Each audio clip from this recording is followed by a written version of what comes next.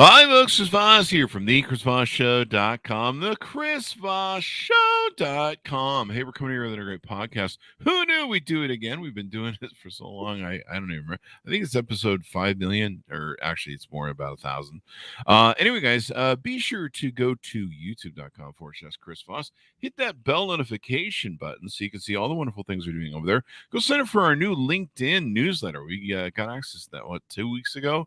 And it's just killing it. Girls like, I don't know, 100 a day, and it's what is it, about 3,500 now or something? Goes out to everyone's email and tells everybody what we're doing on LinkedIn, which is, I don't know, it works for some reason. Anyway, guys, go to goodreads.com/Chris Voss, see where everything we're reading and reviewing. Go to all the other groups we have on Facebook, LinkedIn, Twitter, and Instagram. Today we have two amazing guests that are with us today. They are here on their book that you can find on Amazon or where fine books are sold. And the book is titled BrandFace for Entrepreneurs. Be the face of your business and star in your industry. Came out in paperback December 11, 2018. It's by Tonya Eberhart and Michael Carr. They join us today. Welcome to the show, guys. How are you? Thank you so much. We're doing great. Chris. We're doing fantastic. Fantastic. Saturday over here, Chris. Oh, there you go. There you go. So give us your plugs so people can find you on the interwebs and get to know more about you guys. All right. You got it. All right. So I am the founder of BrandFace, and it actually started when I sold vacuum cleaners door to door to pay my way through college.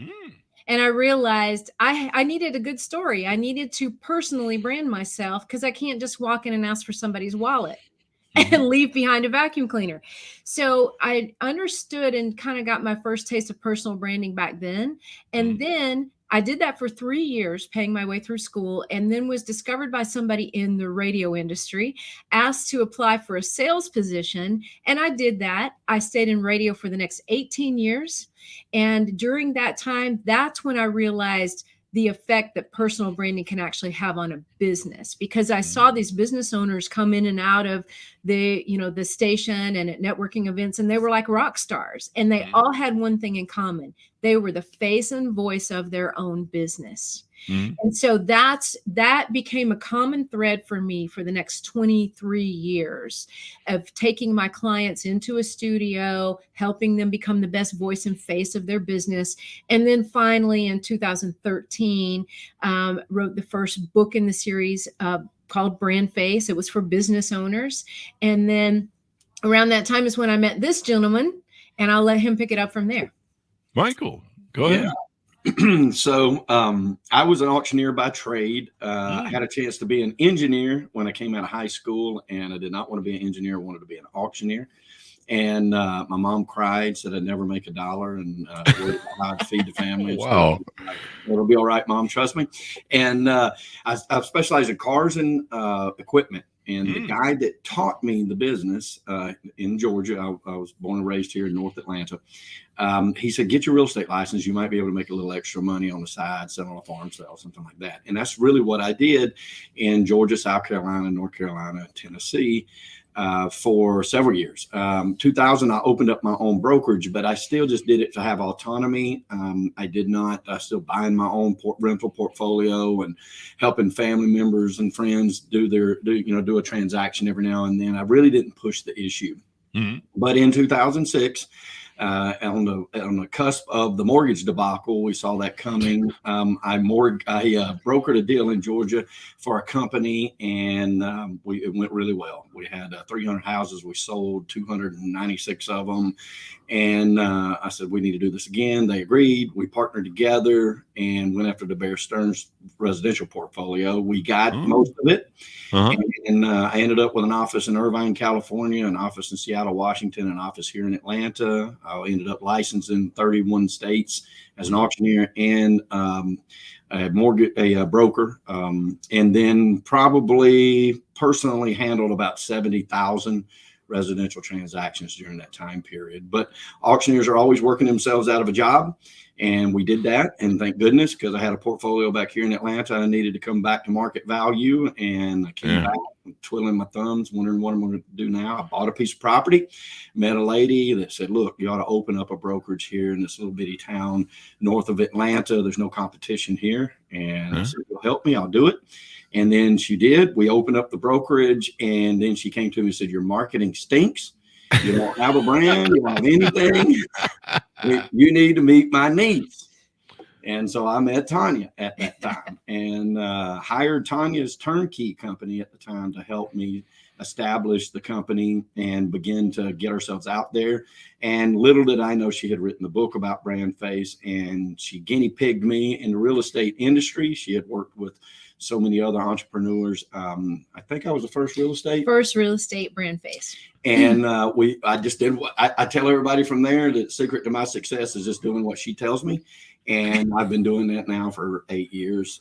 She really transformed our brokerage, taught me about personal branding and the things we'll talk about today, and the importance of being the face of your brand, and how that really exponentially grows companies. And well, that's awesome, man. That's quite a journey you guys have taken and done there. yeah. So what was the proponent or motivation behind writing the book, BrandFace for Entrepreneurs? Okay, so a couple of things. First of all, that was what I had been doing. And at the time, I had a small agency, and we ended up doing, as a lot of agencies do, especially after the big mortgage debacle, you took business as you could get it, right? Yeah. You couldn't be picky because business was not, easy to get. So at the end of that time frame, I realized, shoot, we could do anything. I realized that anybody that walked through the doors of our office, I could help anybody with anything. And that was a kiss of death, because there's nothing different or special about you at that point when you try to serve everybody. But we had just kind of worked ourselves into that. So I had a talk with myself, and I said, okay, what is it you really are passionate about? What is it you really love to do? And that's when I realized I love helping people put their personal story out there to showcase what it is about them that is special and why people should do business with them. So getting that personal story to inject and be part of the business. And so that's when I figured that BrandFace would be a good name for the business, a good name for the book. And that was the journey toward where we are today. The other thing is more personal, actually. I grew up surrounded by a lot of alcoholism and addiction in my family, both sides. And it was just rampant. And fortunately, and I did not get affected myself, but you see it, and you see, what goes wrong a lot of times.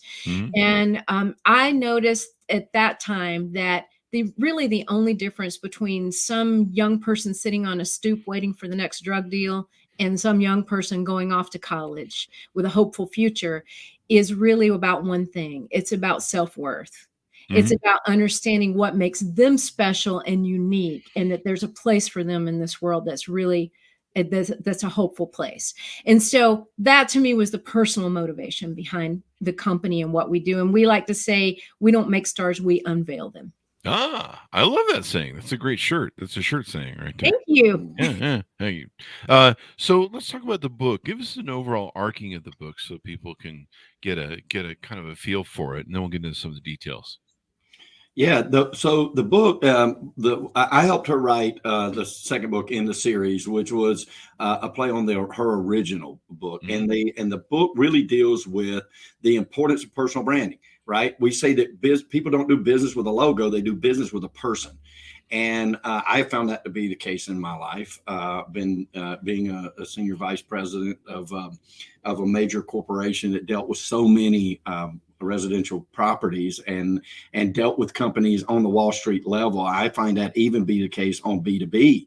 People do business with other people they trust, people they know can follow through with what they say. It's definitely important on the street level, right? So any forward-facing business is very important that people know the why. Why do you do what you do, right? So the book really deals with, number one, the concept of that and personal brands, and then how to do it. Like, the 3D freedom formula that we coined is define, develop, and display, and how important that is to start breaking it down. But we start with the why. Why do you do what you do? What led you through this journey to get to where you are right now? That is important that you let your customer on the other side of that phone or the other side of the street know who it is they're doing business with. Mm-hmm. And what were those 3 items again? Design, display, define, define, develop, and display. So tell us a little bit more about what each of those mean, please. Absolutely. Okay. All right. So in the define phase, when we're working with a client, we look at really a couple of different things. Number one, who are your ideal customers? We all like to say, well, pretty much anybody that fogs a mirror, right? We can Anybody with money. Yeah, anybody with my money, policy. But at the end of the day, if you're going to be known for something, it's not going to be known for serving everyone. It's going to be known for a specific niche. So we look at that, because when you go to market yourself, that's where you spend your money, time, and effort, right? And so in that marketing, the very first thing you need to know is, who am I talking to? Specifically, who am I talking to? Because if you don't know that, you don't know 2 things. Number one, you don't know where to market, on what platforms, and you don't know what to put in your marketing, what to say. Mm-hmm. So we start there. Then we take a look at the individual. What is it that's unique or different? Every human being doesn't have just one thing that's different about them. We have multiple points of differentiation. Mm-hmm. So we look at those and say, okay, well, what one or blend of a few of these can we build your brand on? But those also have to be important and unique to your ideal customer. So it's like this formula, you can't just say, well, I'm different for this, and this is what I'm going to build my brand upon, if it's not important to your customer. Yeah. So those 2 things have to come together. And then finally, in that phase, we come up with what we call a brand identifier, which is like a slogan or a tagline that kind of positions you. Mm-hmm. And here's the reason we do this. Think of your brand like a book, because your brand is your story, mm-hmm. but you can't possibly fit the entire contents of your story on the cover. It won't fit, and nobody would read it if it did.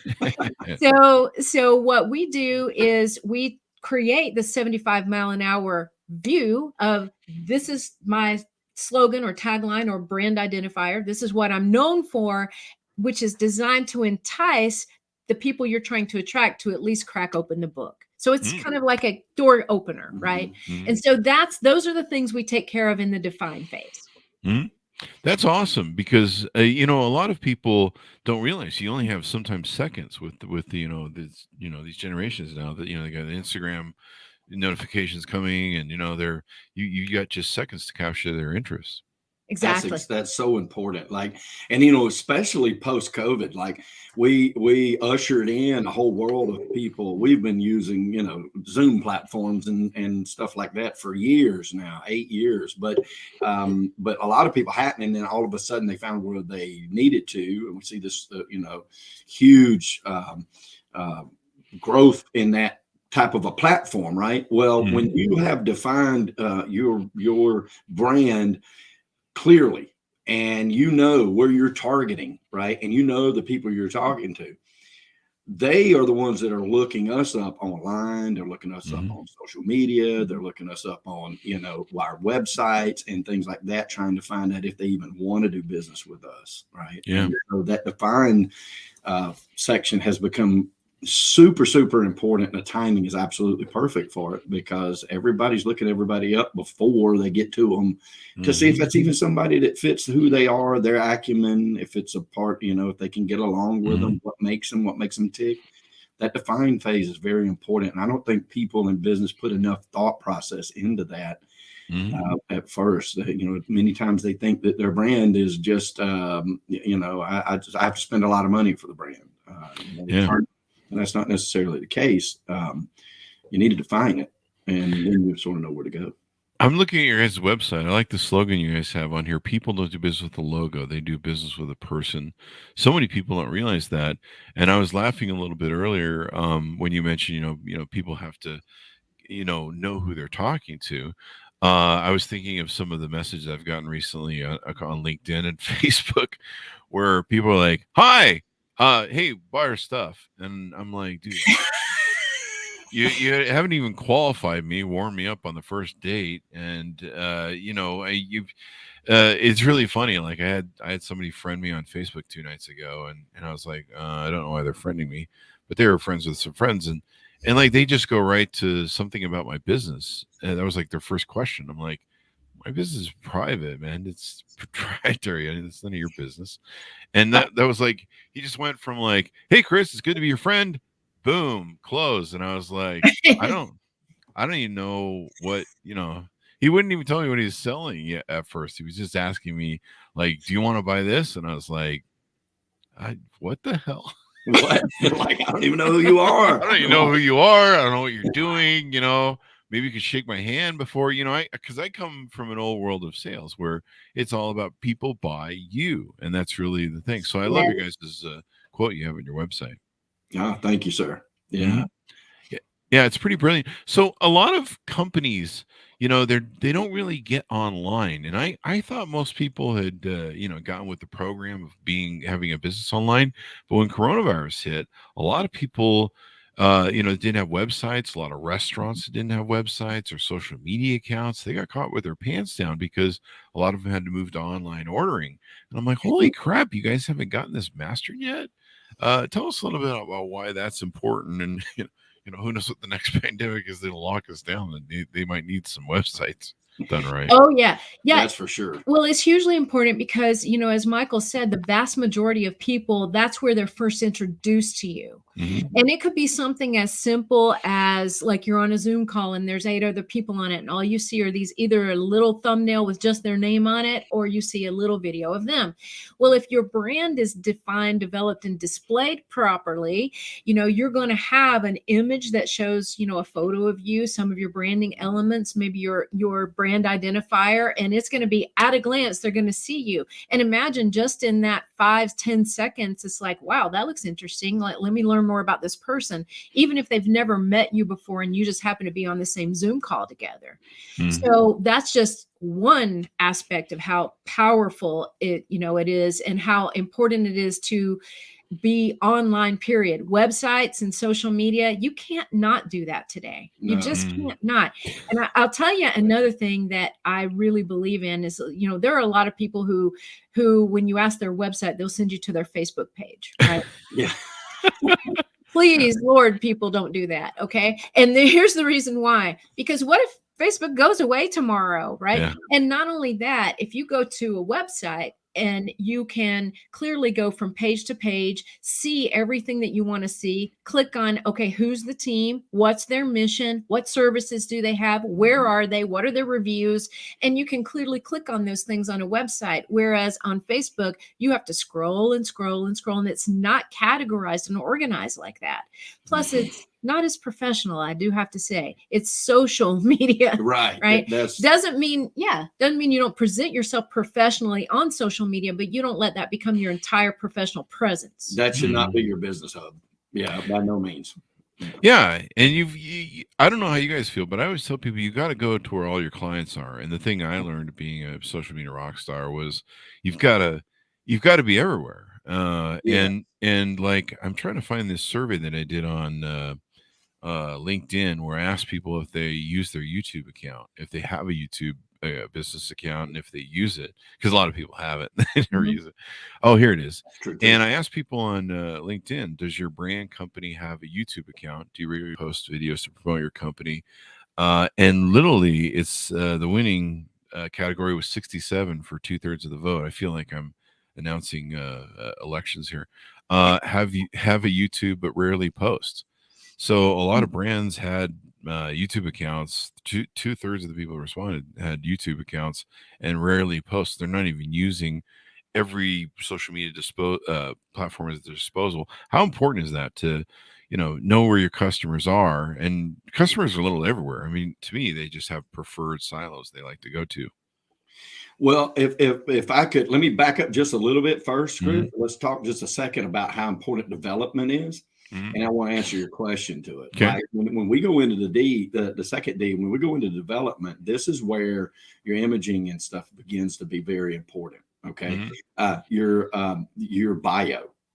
And like, I'm in the real estate business, right? And so our bios tend to be in the industry, sold so many houses. Well, nobody's personally sold more houses than me, but that's not really important to my clients now. What does that matter to them? They're interested in their house, right? Mm-hmm. So my bio's got to be about how my experience level is important to them. Like, it's not a braggadocious point on what I've been able to accomplish or been in positions to do. And so we teach our people that, like, okay, to speak to your question, you got to go where your clients are. We know clients are looking us up online. So we've got to have that online presence correct. And we got to have that developed out after we've defined that personal brand and what that point of differentiation, that leader, is going to be.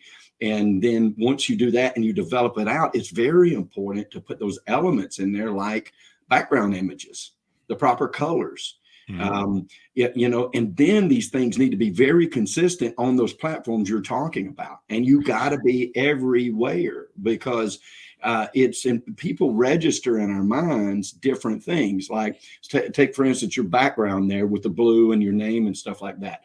Oh, how'd that get here? I could see that from a distance now and know, oh, it's Chris Voss Show, right? Because my mind has registered that behind you, and we don't put enough emphasis on the fact that subconsciously we pick up on those elements, right? And we already know from marketing, it didn't come from us. In fact, I think it was in the 22 Immutable Laws of Marketing, right? That people have to see us 7, 11, 21 times before our brand really starts to register to people. Like, you have to show up 7 times to somebody before they begin to remember who you are. You have to show up 11 times where they associate your name to what you do. You have to show up about 21 times before they start doing with you, right? And so to your question, pull that back, and we can dig a little deeper even. To pull that back, you got to be everywhere, because you don't know. They might be YouTube users, right?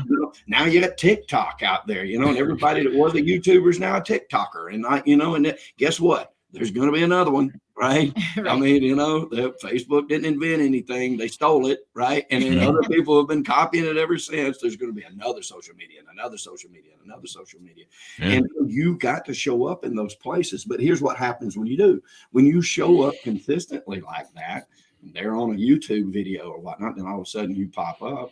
And, they may or may not register the fact that they just saw one of your podcasts, or then they don't know that. Now they're like, what is this? And they go to your website and they see that a website in the bio explains to them why your experience level is important to you. Then you're beginning to get those impressions that are so necessary to your clients calling you to do business with you. Most definitely.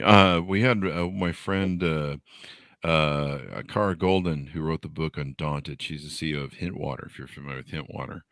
And she's just an amazing CEO. And when she was on the show, I found out she wasn't on TikTok yet. And I said, you need to go on there. That's perfect for your brand. She goes, I don't know, man. There's young kids, the newest thing. And I'm like, no. And so we did a search. I think we were on air at the time. And we did a search. And I'm like, there's people talking about your brand here. And she's like, really? I'm like, yeah, you guys have a hashtag going. There's people taking pictures with your brand. They got the Hintwater and she's like, are you okay? And I'm like, no, you need to be over here. There's people talking about, and a lot of people don't realize there's like, I've had that where, if there's a product I fall in love with, like a certain brand of coffee or something, and I'll be tagging the brand. I'm like, do these guys even listen? And then a lot of times the brands, if they're smart, their media is monitoring. And so, they'll come on and they'll be like, hey, thanks for buying our coffee, or thanks for doing this or whatever. And it's been really good for customer service. A lot of people, like you guys said earlier, they don't realize that people kind of credit check them online. Like if I go look for a nice restaurant, even on Yelp, I'll still go check out their website. And there's something about the qualification of it. I remember seeing the success of like the best McDonald's in America, and they asked the guy, "What's the key to being the most successful McDonald's in America?" He goes, "Clean bathrooms." People are like, "What?" And so he's like, "If you have a clean bathroom, it speaks to what the rest of the thing people do. It makes them want to come back. If they see the bathroom's clean, likely their food's going to be clean and healthy, or at least good. Let's put it that way for McDonald's." But it's those things that people use to qualify that people don't realize. I would agree with that 1,000%. In fact, I do that. I only stop at McDonald's to go to the restroom on my trip. That's so true. That is so true. He's like, it'll be clean. You don't go to the truck stop bathroom, right? I did much better. Much better. Well, I grew up in the car business. My dad was a car dealer and was a pioneer in the buy here, pay here business back in the day, and in our area, Lawrenceville, Georgia, back then. And of course, I grew up with that free labor, right? I was his free labor, and so I remember those July days, 107 degrees, and I'm in there, cleaning windows and stuff. And Dad was always pounding the table, clean the door jams. Clean the door jams. And I'm like, why do I got to clean the door jams on a dark car? I mean, what? And he's like, people don't realize they notice those things. Yeah. And he's so right, because, you clean the door. What's the last time you opened a door at a car and look down at the door jams? You might notice it every now and then, but for the most part, we don't, right? But the mind does. We pick up on those little nuances like that. And when it may need a whole paint job, but if that door jam is clean, and you might not ever register but that whole car will look cleaner to you because of that. So it is very important that they do that. It's those nuances. There's a little chicken place. It's kind of a little family startup that's in my place. They make the best chicken I've ever had in my life. I haven't been to the South, but I've been to Roscoe's. Does that count? Roscoe's is good though. Yeah, Roscoe's is man. They put crack in. I think they put crack in. I think they do. I really seasoning of the chicken. I the first time somebody told me, they got waffles and fried chicken. I'm like, ew. That sounds like you're mixing a meal. You're mixing breakfast and dinner. That shouldn't be legal. But then I went to Roscoe's. But they have a little shop up here, and one of my problems was I kept calling them to, sometimes I get out of the gym, I want some chicken after arm day, and I had like a half an hour, so I would barely be arriving there and not have time to order. And so I'm like trying to call them, and their number was disconnected. And I'm like, what the hell? And so they lost business several times before finally I got someone to respond on Instagram. And I'm like, what are you doing? They're like, oh, we're switching to a call-in order setup. And I'm like, dude, you got to have a phone number customers can call. You guys are crazy. Right. And then the other thing is when they wash their trays, they have these trays they give you, and it's really the greatest chicken. Otherwise I wouldn't care. But the trays, somehow they're always wet on the bottom. Like they dry the top, but they don't dry the bottom, and they stack them. And so when they hand them to you, they're nasty. They're all wet underneath. So finally I said to them, I said, guys, this really makes me wonder when you get this and your shop is always empty. And I'm pretty sure it's because people are really tripped out by your trays. Because I went there enough where it's like every single time. And it's those little nuances, like you say.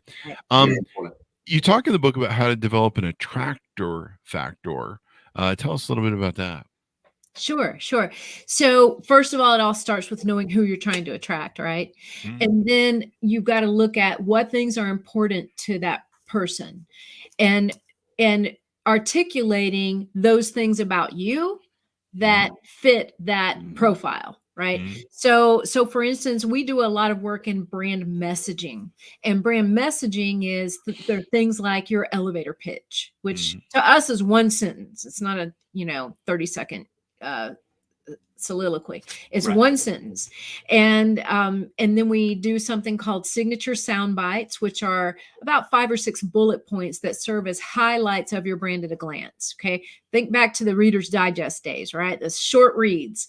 Okay. So we don't always have the attention span to read a full bio. So when you don't, there's always the bullet points. And when you can't, when you don't have space or you don't have attention for that, then there's the elevator pitch. So all links of content, and in that brand messaging is where you put those things that let somebody know that you're perfect for them. So let's say if you are a podcaster and you are trying to help speakers become the best speaker they can, try to get them on TED Talks, things like that, then you want to put that in your brand messaging. I've helped this many people land a TED Talk. I've helped, I help you gain more confidence in your 17, 18-minute TED Talk, or things like that specifically relate to exactly who you're talking to. And those become the attractor factors. And on top of your book, you've got different trainings and stuff that people can look on your website, how to discuss their brand, different videos that you've got on here. So define, develop, and display. Do we get display covered then? I think we got through define. Pretty much just through define. We've really been burying the needle on define. So should we do develop next? Most important part. Yeah.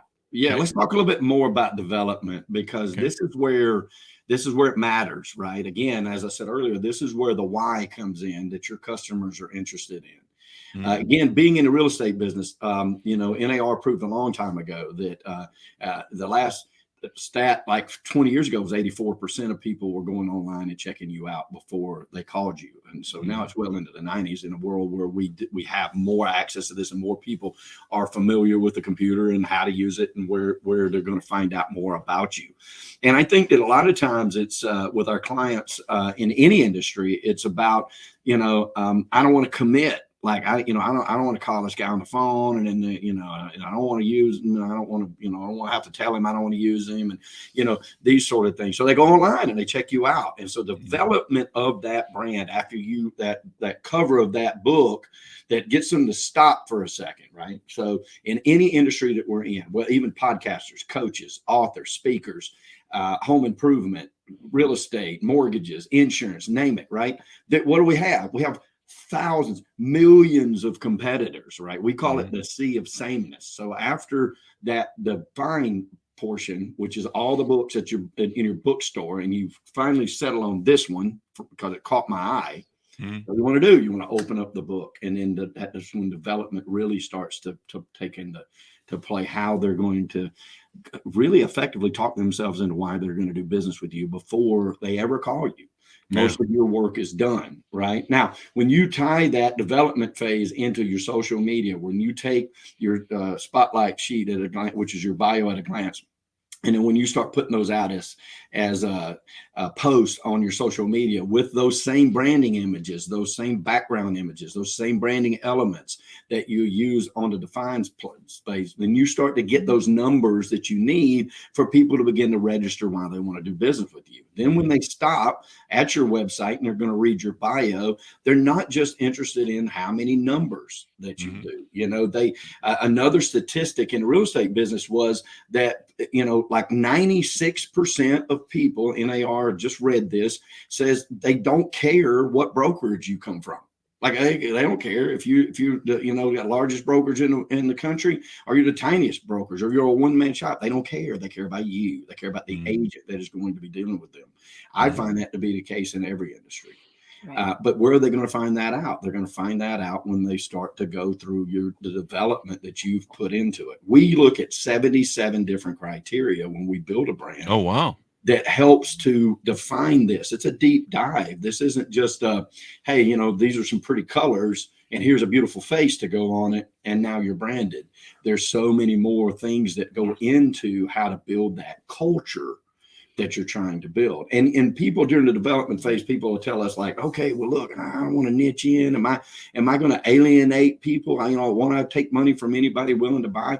Well, the answer to that is yes, you would, right? If they call you. But what is the number one thing that people in entrepreneurial businesses say? Marketing doesn't work. I can't get any ROI on my marketing. I mailed out 10,000 postcards. I had a puppy dog on it. Nobody called me, right? You know what I mean? Like it's because you're not building your brand. You're not building your culture. That's just marketing. If you have the brand first, then you know who to talk to. You've identified in the define phase who it is you want to talk to. So now when you start spending your money on marketing that is so vital to keep any business rolling, you know who you're talking to. That's when you start to see that return on your investment. That's when you can literally track, okay, those billboards work. Those radio ads work. Look at my podcast getting traction. Look at my YouTube channel gaining listeners and subscribers. Look at my TikTok following grow. And then you can trace back like, oh, well, where did you come from? Oh, you saw one of my YouTube videos. Oh, that's awesome. Right. Okay. What was it about that? And then you can carry these dialogues. Well, not only are you finding out more and more and more how your development has worked, you're also building that rapport with the customer you're talking to. Mm-hmm. And so development phase of that D is something that you got to spend a good bit of time on and know how. Yeah, definitely. In fact, I'm getting a bit of a laugh looking at this survey I did on LinkedIn. Only 8% of the respondents regularly post on YouTube. 25% don't, and 2/3 rarely post. So that just means they have an account just for a platform. You know, I actually do that too. That's one of my other qualifiers for companies or people I want to do business with. I'll click their their @ links for Facebook, LinkedIn, Twitter on their websites, and half the time they've never been like whoever designed the website. It goes to, hey, Yeah, buy Yeah. Kick software for building your website, and they're just like, are you serious? Like no one's like you didn't think this through. But that, to me, that's a qualifier. I mean, it's and people don't realize, sometimes I'll open like 3 or 4 businesses, like if they're local, on my web browser, and I'll actually look at the quality of their their pitch, the quality of their website and everything else, and how they brand themselves, and then I'll go back and pick through them, and okay, close that one, cancel that. Nah, I don't want to do business with those. And yeah, I mean, people go through this process sometimes very quickly and very judgmentally. They're not going to sit there and go, well, maybe they just have a bad tagline. They're going to get You're exactly right. on you. No, you either have it together or you don't. I mean, I think we even qualify reviews. I mean, how many times have you gone and looked at reviews and went, nope, don't believe that one. Yep, that one's sincere. Nope, that one's not qualified. Nope, we even do that. We're skeptical by nature, I think. And so we want to be sure that, and then I think the online presence is still, there's a lot of skepticism to that too. And so building that honesty and that rapport through your brand on those online platforms is so vitally important. One of the words that we use in the book that she taught me, very important, is the authenticity behind it. People are going to sniff you out if you're not able to live up to what it is that you're putting out there in your brand. So your brand has to be you. It has to be this criteria and the development that is truly you, because if you put that portrait out there and you build that out and they're like, oh yeah, I'm going to work with this person, and then they do reach out to you and you don't uphold those things that you said in your development, then you're automatically have lost all credibility. Yeah. And then, like you say, a lot of people are like, oh, the marketing doesn't work. No, you're just doing it wrong. It's always like a combination or like a dial in or like, I don't know, you shoot a missile at something and it's constantly honing in to hit the target and you're just targeting wrong. I'm looking at your Instagram and I like this saying, you need the right people to know why you exist. I think that's really important. Yep. Important. You don't just need people to know you exist. You need the right people to know why you exist. Yes. So true. So true. I remember when social media was starting out and we used to build websites as part of our business, WordPresses for people. And they would just be like, okay, it's up now. When does the phone start ringing? we put the website up, our little bricks out there, and this, where's the money? And you're like, no, you have to market this thing. There's so many. And I think what a lot of people don't realize, correct me if I'm wrong, is what people don't realize is they're like, well, we don't want to spend all that money on that. Or I don't know, we have plenty of business come in the door. Like a lot of restaurants said that before the pandemic. And they don't realize their competitors are out there taking up that space. Yes. And longevity is paramount. Longevity is so important. No matter how they change the algorithm, that's one thing that is always stuck with Google is the longevity in your space carries a huge weight in how you show up organically. And so you can't get started soon enough with that kind of thing. You have to. I bought my first website at a charity auction that I was the auctioneer on. Oh, really? And nobody had been on it. So I was like, well, I mean, it was Habitat for Humanity. So I was like, well, I believe in charity. Wow. So I'll just go ahead. And so I bought it. I think I paid $125 for it. It was like $19.95, something like that. And, that was cheap back then. It was. No, but she had a value of like $1,000 on it or something at the time. And it was just like, trust me, it was on like 2 or 3 pages. Like it wasn't. I mean, this thing was so rudimentary. It's not even funny. I probably could have built it myself if I knew how to turn a computer on. And and it was very, block and it was I don't even know if it was a WordPress. I have no idea what it was. It was like front page or something back then. I knew that it was important though. And I thought, okay, well, this at some point, and I didn't even take it serious until the day came that I needed to buy E&O insurance. And I filled out my application for my E&O insurance as a realtor because that's why I needed it. You didn't need it on the auction side. You needed it on the real estate side in the state of Georgia at the time. And it wasn't mandatory. And I just thought, well, the businesses, it should do it. And the insurance is good, right? So let's get it. And my insurance agent denied me. And so I wanted to know why. And they said, well, because we went to your website and you are active in auctions and we don't insure auctions. And I went, look at that. And it was the first thing that came to mind where I was actually qualified on an online platform from an application that I literally faxed into them. I was back for those of y'all that remember the fax machines. And so it began to dawn on me. I'm like, well, hold on, this is going to catch traction. It's going to be very important to build. And now 30 years later, it's, it's the number one thing. We look at everybody's social media platforms before we hire them. Oh, absolutely. And we rule out more than we rule in. That's absolutely true. Mm-hmm. The body of work on the Chris Voss Show is quite astounding. We've got 12 years in the can. I own all the Chris Vosses except for the .com. That got away from me probably in 1980. Some guy in Oxford, London bought it and then it got loose. But for like 10 years I would call him and be like, I'll give you a lot of money for it. And he's like, no, I'm not selling it. And he had this he was like some 70-year-old guy in Oxford, England. He was a teacher at the school. And he had some crappy genealogy he had on there. And I would have clients, that would come to me and they'd be like, Chris, so we really love what you do, but your website's crap. And I'd be like, what website are you going to? Because the Chris Voss Show is the big thing. And they were like, oh, that chrisvoss.com. And I'm like, oh my God, it's been something but he beat me to it. But with our videos and our content, there's 4,500 videos and interviews on the Chris Voss Show podcast, reviews. I mean, the content that we have over there, we've got people now that for 12 years, I've got people, especially some of my friends, where I'm like, do you know there's a time capsule of you like 12 years ago where you look 12 years younger? And they're like, no. I'm like, do you want a copy of that? Because like you should save that because you really look good. You look like hell now. But and that's so a Wayback Machine. Yeah. But if you Google it, what's funny is people still consume those videos. Yes. Like I'll get just every day. I'll get like comments, and it's even funnier on the product reviews because they're like, "Hey, how come my iPhone 3 doesn't work?" And I'm like, "Dude, that video's from 2013."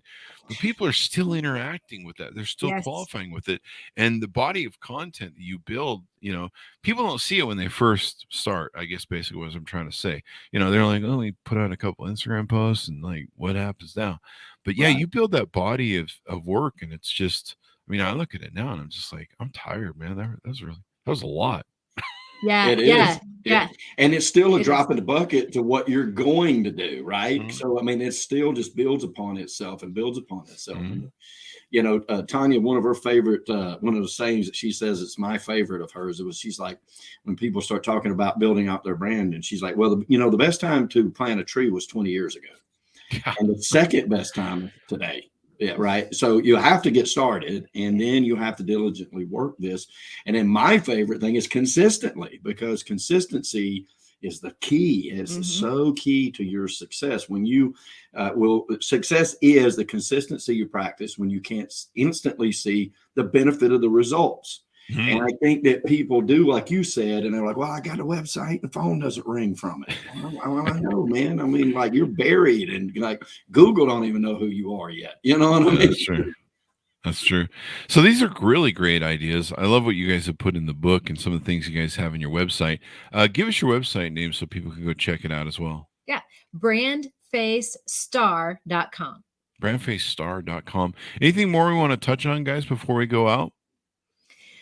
I think just that if you are somebody that's sitting there thinking, okay, I have my own business, but I'm not really sure my story's out there in the right way to capture the attention of the people I'm trying to attract, that's something you should really pay attention to. And I think I want to leave this, the number one mistake that is made by people in all industries is marketing before the brand is built. Marketing is using various different marketing vehicles to get a message and image out to the world. But your brand is that message and image that you're infusing into all of that marketing on all platforms. And if you don't have the story straight, then you end up marketing generically, just like the rest of the people in your industry. And that's why we call it the sea of sameness. You've got to stand out. And in doing so, it is people do business with a person, not a logo. So I would say avoid that number one mistake to everybody. Yeah, qualifying is so important too. Like you mentioned, you got to be talking to the right person. I've had people, they call me up and they're like, they're asking me to. I think somebody asked me to invest or something in a charity or something. And I'm like, when did you get the impression that I do charity work or something? I work with charities or nonprofits, and they're just flipping it to everybody on LinkedIn. This pitch, and I was just like seriously, you're wasting so much time. Like this isn't even my wheelhouse. Some of the stuff you're pitching at me, LinkedIn's like a big for that. It's really crazy.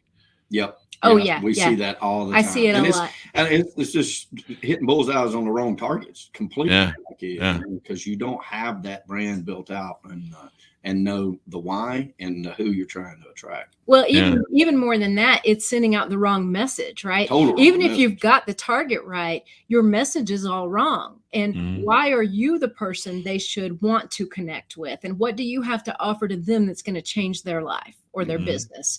That's what's missing. And you don't know that until you know your brand. Exactly. Yeah. If you don't, because I've had people do that, and I'm just like, they go right for whatever the close is, and you're like, who the hell are you, and what is your brand, and why do I care? Like, why should I care? I don't care what the hell you're doing. I mean, they're like, yeah, we do this. I'm like, yeah, so okay, do this. Why are we having this? Like, I've said to people, like, why are we having this conversation? Like, you just out of the blue, you're just like hitting me up, and I don't know, you're trying to sell me something. Or my favorite, I think, was when someone started walking me through a very slow walk that they weren't being really clear on what they were selling or doing, but they were basically trying to tell me what crypto was, even though I've been interviewed in articles for crypto and everything else. Do you know what crypto is? And I'm like, yeah, I think so. Sort of. Yeah, I do. And they're like, well, crypto is this blockchain thing, and I'm like, dude, I have friends that are on the foundation for the Bitcoin Foundation. Like, come on, man. Like, what the hell? Wrong fit. Wrong fit. So there you go. So guys, thanks for coming on the show. We certainly appreciate it. Thanks for being here. Thank you so much, us, Chris. We appreciate it. There you go. And give us your plugs one more time, your .com, so people can find you on the interwebs. Sure. Want to learn more about us? It's BrandFaceStar.com. And if you want to talk to our team about helping you define, develop, and display your own brand, is DiscussYourBrand.com. There you go. There you guys. Order up the book, guys. You can go to wherever fine books are sold. The book is called, and it's just got updated too, BrandFace for Entrepreneurs. Be the face of your business and star in your industry, by Tonya, Eberhart, and Michael Carr. Thanks for tuning in, guys. Go to youtube.com/Chris Voss. Hit the bell notification button. You know the drill. It's free for an unlimited time, so you can just sign right up there. It won't cost you a dime. And I think that's a lifetime deal. So you may want to just take advantage of that, because it could go away at any time. You never know. Go to goodreads.com/Chris Voss. See everything reading and reviewing. I think my book is on one of those giveaway things. You can go check that out as well, the second book. And then also go to all of our groups. There's so many of them: Facebook, LinkedIn, Twitter, Instagram, TikTok, all those places the crazy kids are at, and all that good stuff. Be good to each other, and we'll see you guys next time.